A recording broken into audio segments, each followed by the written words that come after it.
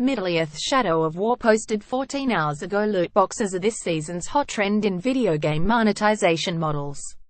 Personally, I feel like Overwatch was the tipping point. It seems almost every major game since has had a loot box system, with notable AAA examples this year including Shadow of War, NBA 2K18, Destiny 2, and Star Wars Battlefront 2. Should games rating boards classify such systems as gambling? It seems their power to do so is limited right now.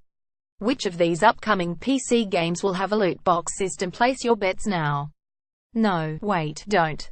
The most influential bodies in the West are America's ESRB and Europe's PEGI. If either of them were to decide that a game offered gambling, that would affect its age rating in a way that would drastically limit its audience. Hence, if they were to decide that a loot box system constituted gambling, loot boxes would vanish from mainstream games overnight. Here's why that's not about to happen. In an email to Kotaku, a spokesperson for the ESRB says ESRB does not consider loot boxes to be gambling. While there's an element of chance in these mechanics, the player is always guaranteed to receive in-game content even if the player unfortunately receives something they don't want. We think of it as a similar principle to collectible card games. Sometimes you'll open a pack and get a brand new holographic card you've had your eye on for a while. But other times you'll end up with a pack of cards you already have. The fact that loot box systems guarantee a drop of some kind is the key point here, and it's echoed by the ESRB's equivalent on this side of the pond.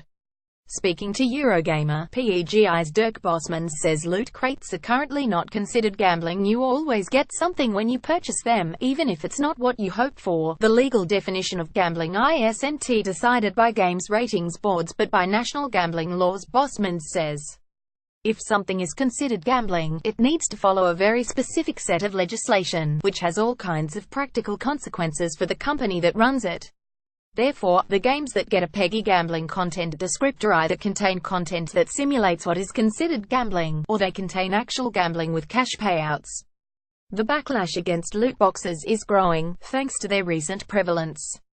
Review aggregators OpenCritic recently announced they're looking to capture monetization information on games, calling it a stand against loot boxes. Many gamers reckon they should be defined as gambling. Are you among them, or do you disagree? Let us know in the comments. But unless legislators revise national laws to reflect this, there's little the rating boards can do, even if they want to.